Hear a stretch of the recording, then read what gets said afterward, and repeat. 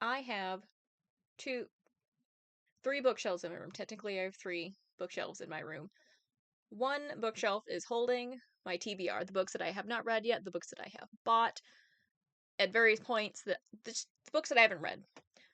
The second bookshelf is holding the books that I have read. And I really need to go through those books that I've read and get rid of the ones that I just don't need anymore to make more room. Because there's no really. I have too many books. Okay, I'm aware it is a problem. I really have no intention of working on it because it's like that meme, the TikTok meme, where, somebody has like a lot of something. They're like, the audio is like something like, this could all be drugs. And that's true. I don't think having too many books is that big of a problem. But today I wanted to go over the books that are on my third bookshelf. And this bookshelf, it is technically the smallest of my bookshelves and is also the bookshelf that I have had the longest, like physically owned the shelf itself. I have had this shelf since I can remember. It was in my bedroom when I was little. Someone before me, it might have been me, I might have contributed, put stickers all over it. It was not a pretty bookshelf. It looked like a bookshelf that had gone through multiple children. It was in my room for a really long time, and it moved to the basement. And then a couple years ago, when I needed bookshelves, me and my dad, it was a team effort, we took it out to his shop. We scraped all like the stickers off. We tried to get as much as like the ugly yellowed white paint that was on it, and we painted it black. It's like a matte black. It's really nice. It ended up a lot prettier than I was worried it would. But that became my favorite bookshelf. The top shelf has like all kinds of cool little things on it. The first shelf has my books that I've written on it. And the second and third shelf have my favorite books. The fourth shelf is holding all of my DVDs and the games that I have. So, starting off, in no particular order, I just took them off and set them on my desk here beside me. Make sure it's in frame here. Defy the Night. Now, this series absolutely took me by surprise. I was not anticipating enjoying this series as much as I did, or I guess this book. I have book 2 and 3 sitting on my shelf, on my TBR shelf. I haven't read them yet, mostly because I was waiting for book 3 to come out before I started book 2. Because if I know anything about Bridget Kemmerer, book 2 is going to end on a cliffhanger. Every other book that I've read by her, I have needed the next book immediately. So I didn't want to start book 2 and then not have book 3 and then read like 4 other books or however many before it came out. It'd probably be more than 4. I have actually been putting it off just because I haven't felt like young adult fantasy in a while. I've been in more of like an adult mood. I've been reading a little bit more like dark academic, like Blood Over Brighthaven. I'm reading The Raven Scholar right now, both of which are so far fantastic. Well, Raven Scholar is so far fantastic. Blood Over Brighthaven was beautifully written. I highly recommend that book. But I have book 2 and 3. I haven't read them yet, but I will eventually. And of course, but not very surprising, I have Six of Crows. Now, I have both books. I have Crooked Kingdom. I didn't think I needed to have both of them up here with me. I figured the first one would suffice. I also put off reading this duology for a long time because I started reading, what's it called? The trilogy that came before this that she wrote in the same universe. I read the first book, or I say I read half of the first book and then skimmed the second half because I didn't like it. And then I didn't want to read these. I didn't want to jump into them, even though everyone said they were so good, because I didn't want more of the same, what felt to me at the time as being very generic YA, and I didn't want that. This is not generic YA at all. So if you were like me and you've been putting off reading this, it's not a trilogy. This is a duology. Because you didn't like the original trilogy, no, go ahead and read it. Read Six of Crows. It is amazing. And I was working at a library at the time when I found this. And I waited until I was done with this to put in my order for book 2 because we had like the library system and it got shipped to us from another library. And it took so long. And I was asking about this book every day. I was like, hey, can you check where that book is? Hey, can you check where that book is? And now I'm pretty sure my coworker is about to throw the book at me when I got here. It is amazing. The plotting is amazing. The pacing is a little slow. And there's a lot of backstory. And if you don't like a lot of backstory, you might not like it, but oh my, it's on my favorite shelf for a reason. Because this book series, oh, here it is. The original trilogy is on the back of the book if I would have looked at it. Shadow and Bone. This book series, I think, changed how my brain thought stories could do things. Because it was just so wonderfully plotted. The characters were amazing. All the different POVs felt different. Like, the characters felt like well thought out and well rounded. Because like when you have like dual or more points of view and they all read exactly the same. I hate that. Now, not surprising if you've watched anything else where I talk about books. I have the Foxglove King. I have this entire trilogy on my shelf, and this book series I found on audiobook first. Started it, didn't really know how I felt about it. Absolutely fell in love. Like, I listened to all of book 1, ran out of audiobook hours, partly into book 2, bought more because I needed to finish the story. I needed more. Ran out of audiobook hours on book 2, decided I wasn't going to spend $12 more because I was like, I'm going to buy the books anyway. I need these books on my shelf. So I bought copies of book 1 and book 2 and pre-ordered book 3. And I recently, I forgot the cat was in here. I look down and he's just looking at me like, what are you doing? Who are you talking to? Hi. But I love this book series so much. I needed a physical copy on my shelf. And I actually bought another duology by the same author, Hannah Whitten. Didn't care for it as much. It was just, it felt different enough, like writing wise. I'm like, I don't know. Didn't care for it as much as this trilogy. Loved this trilogy. It has an actual love triangle, with not two guys fighting over one girl, but they're all points of the triangle. Fantastic if you want high fantasy with romance, but not too much romance. Definitely recommend. And next I have, this is Heartless Hunter by Kristen Cicarelli. Don't quote me on how to pronounce that last name. I don't know. It's so shiny, I'm sorry. So shiny. This is the OwlCrate edition. This was one of the first books that I got in my OwlCrate boxes. Young adult romantic fantasy, I should say. I had never heard of this book. I had seen it a couple times, like just on social media, people talking about it or being advertised. I don't remember. But I read just like the little insert here, and it's like witch and witch hunter. And I was like, oh, yes, please. I really like that trope. This book blew me away. I devoured it. I think I read it in like 2 days, which for me is pretty good. I usually pace myself with books. But this one was fantastic. Enough that when OwlCrate was like, hey, we have book 2 in the duology if you want matching books. And I was like, yes, bought it. I don't do that. I've only done it, I think, with a couple other books. This, and again, it's young adult, so it's not like super spicy. And it's a quick read, but it's well worth your time if you like that witch hunter vibe. Also on my shelf, I have, it's also shiny. Angle like this. I have Serpent and Dove by Shelby Marin, I think is how you pronounce her last name. I don't know, I feel like authors should put pronunciation keys for their last names on their books sometimes. This book has a story. So there used to be this coffee shop in the same town where I worked. And I had gone to it a few times. I was trying to work up the nerve to ask them if they would stock my book on their shelves, but I didn't just want to walk in, never having been there before. Hey, you want to stock my book? So I went in there several times to order coffee, very awkwardly. And they did this thing where they had books that you could buy there. It was like a small bookstore.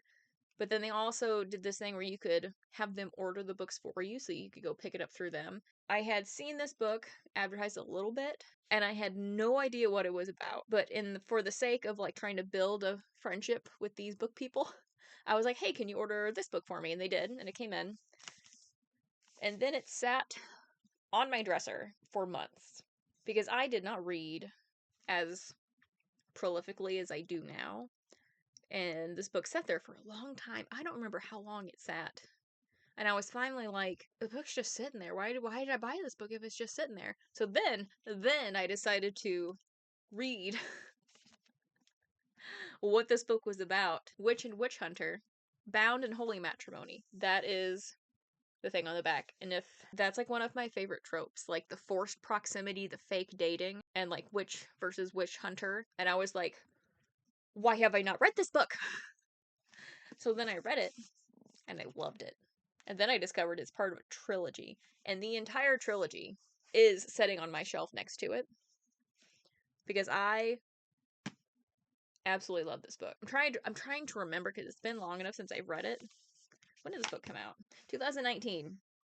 This book came out in 2019. But it was after I had started writing Stars and Bones, because the main love interest in Stars and Bones, his name is Reed. The main love interest in this book is also named Reed. So as I'm reading this book, like every time Reed comes on the page, I'm thinking of my Reed, who is tall, muscular, kind of more bronze skin tone, brown hair, brown eyes. This Reed is tall, redheaded, and pale. I kept picturing my Reed instead because that is the Reed I'm most used to, and I was eyeball deep in Stars and Bones at the time, and it was just so hard to remember for me that Reed in this book is a redhead. Also on my shelf, I have, by the same author, The Scarlet Veil. And this book is in the same universe as Serpent and Dove. It follows, oh, what is her name? Oh no. It's the girl from Serpent and Dove that liked Reed, Sally. I think is how you pronounce it. It says in here how to pronounce it because I mispronounce it the entire Serpent and Dove trilogy. But this book follows her story, and there's vampires in it. Pretty sure she falls in love with a vampire. I don't know. This, I think, is part of a duology. Book 2 is sitting on my shelf. I have it. Why am I putting it off? I'm just not feeling young adult fantasy right now. I think that's why. I'll go through like a phase and I will devour all of the young adult fantasy series that I've started. Again, this book is sitting on my favorite shelf for a reason. And it's just, it's the way that Shelby Marin writes. I love her style, and it looks chunky. It looks like a real chunky book. It doesn't read like a chunky book. And it's just fantastic. Like, she is one of my Insta-buy authors. Because for me, for an author to be an Insta-buy author, they have to have written at least 2 books that I absolutely love, and she's done 2 here. And if the series, like if they're writing a series and the whole series stands up, yes, like Serpent and Dove, whole series stands up. Series is fantastic.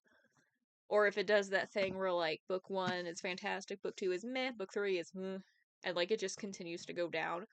No. So I'm leaving one book for last because it was the first book on my favorite shelf and it has a story that goes along with it. And this next book, I know there are some people that are going to roll their eyes as soon as they see it. It is ACOTAR. I really liked this series, and I know this is Court of Silver Flames. This is the only actual physical book that I have. I read ACOTAR like 2017, 18, a long time ago. Before I knew BookTok was a thing, before I even knew she was like a prolific author. I discovered it after reading Throne of Glass. I'm like, wow, this is really good. I like this author. Then I just moved into ACOTAR. And I really enjoyed it. Then later, years later, I discovered that she's, this massive author with this massive following, and people just think that they just worship the ground that she walks on and think that she invented fae and fated mates, and she didn't, by the way. I still really like this series.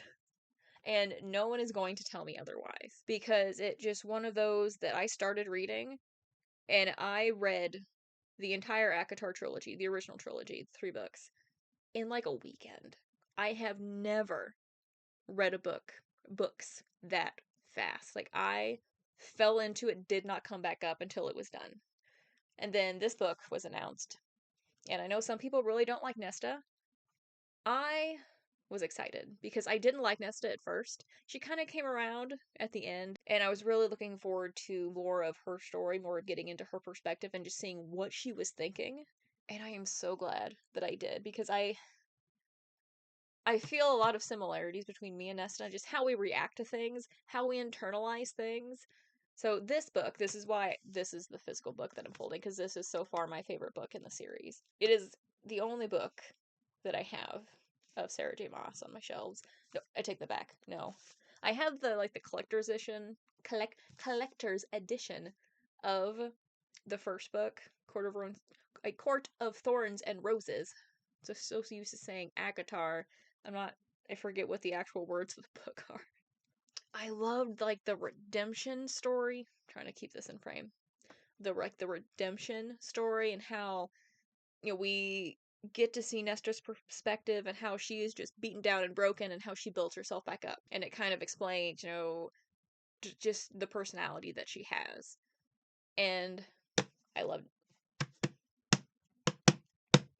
this chonker book. This is why this book is on my shelf. And now for the last book that is on my favorite shelf. This one comes with a story, and it's not necessarily a good story, but it's a story. It is Caraval. Which just whatever. So let me take you back to 2019. Yes, 2019. I had left my part-time job at a library that I loved. I loved the job. For a full-time job at an office. This office just happened to be like 2 stores down from the same bookstore that I bought Serpent and Dove from.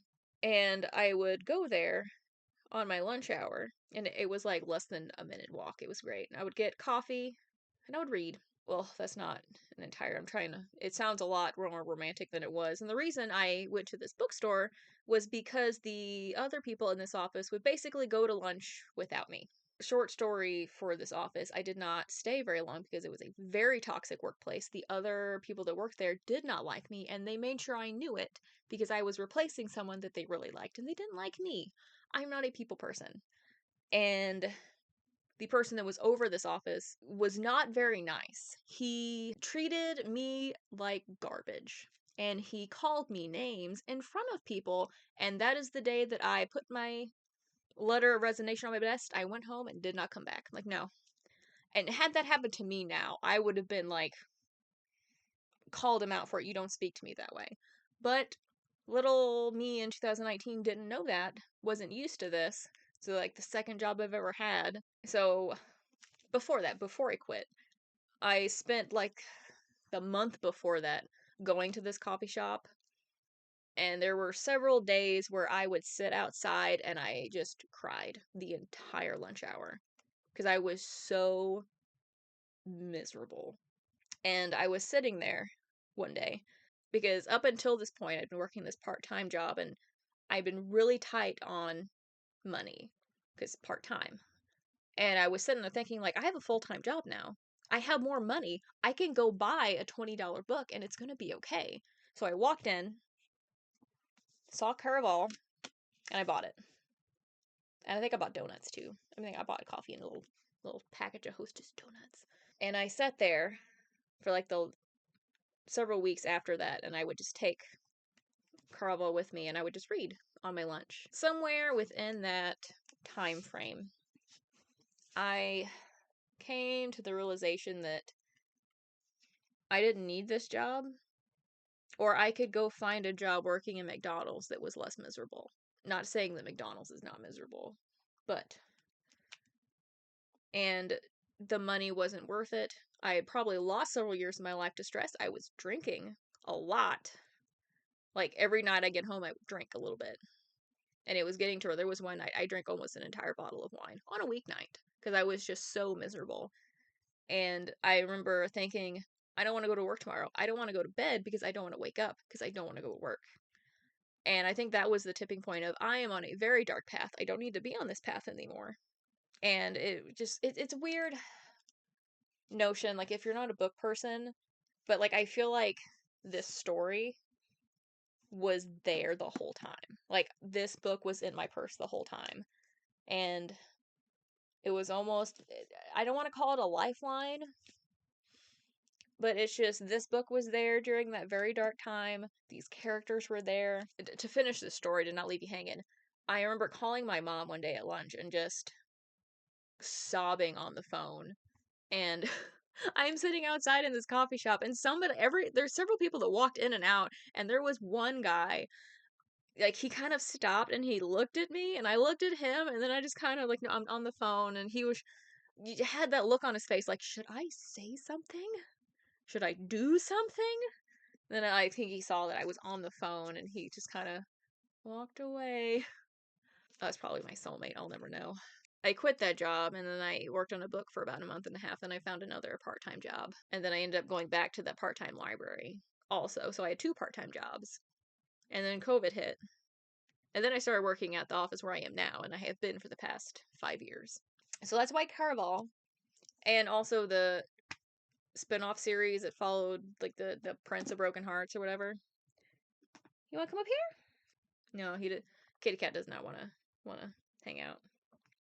Not the cords! Not the cords! And up until a couple weeks ago, Fourth Wing was also on my favorite shelf, but Iron Flame and Onyx Storm have just not lived up to the hype that Fourth Wing was, so they have since moved to my other shelf. And there have been a couple series that have done that. From Blood and Ash was also on my favorite shelf, and it's one of those series that each book consistently got a little less enjoyable, so it has also since moved to my other shelf. And I have several books that I'm waiting to read that may or may not go on my favorite bookshelf. I never really know if it's going to be a book that absolutely blows me away, or if it's going to be a book that is just like, meh, donation box. But those are the books that are on my favorite shelf. They are the books that have kind of imprinted on me, have changed the way that I think about stories, the way that I see stories, the way that I write. Let me know what your favorite book is. Like, if there is 1 or 2 books that are on your favorite bookshelf, the books that have a special place in your little reader heart, what are those books to you? And why? If it's like a story like mine, where it's like a dark time, you don't have to tell me the embarrassing story. You can just say, this is my favorite book, and that's okay. And again, we're not here to, demean people for what their favorite books are. It is okay. Whatever your favorite book is, it's fine. Like, for example, I still have Harry Potter on my shelf. It's not on my favorite shelf because it takes up a lot of space. But I have, all the books in the whole series that I've had since they came out. Prisoner of Azkaban is almost in like 3 pieces. But, that series will always hold a special place in my heart, regardless of what She Who Shall Not Be Named does or says or implies on the internet. That series will still hold a special place in my heart. Nothing can take that away. What Harry Potter did for me is it got me into reading. It is the reason that I like books. And there are other books, like Throne of Glass also did that for me. I would love to have, like, the entire Throne of Glass series on my shelf. But I don't want to pay for it. 2, I read them at the library. So, like, Throne of Glass, the entire ACOTAR series except for Silver Flames, they were library books that I read. So I don't, like, I like Throne of Glass, don't get me wrong, but I don't love it enough to go out and buy, like, the fancy schmancy collector's edition. I want to actually be able to read my books. Foxglove King is the one exception that I just wanted a physical copy on my shelf. Because I just love the series that much. So that is it for this segment. This is one of those videos that I've wanted to make for a while, and I'm glad I have finally gotten the chance to do so. So that way, when I finish a book, that way, when I finish a book that I really, really like, and I say, I'm going to put this on my favorite bookshelf, y'all know what I mean. You know what the gravity of that statement is, rather than, oh, I'm going to put this just on my shelf. So again, let me know what your favorite book is, and if there's a fun story behind it, or if it's just, I really like this book. There's no shame in that. Until next time, thank you for tuning in. Thanks for hanging out with me on this Writer Wednesday. If this is Writer Wednesday, let's just make it a Writer Wednesday. This is fine. until the next Writer Wednesday, I hope your next book that you touch is a 5-star read. Book boop.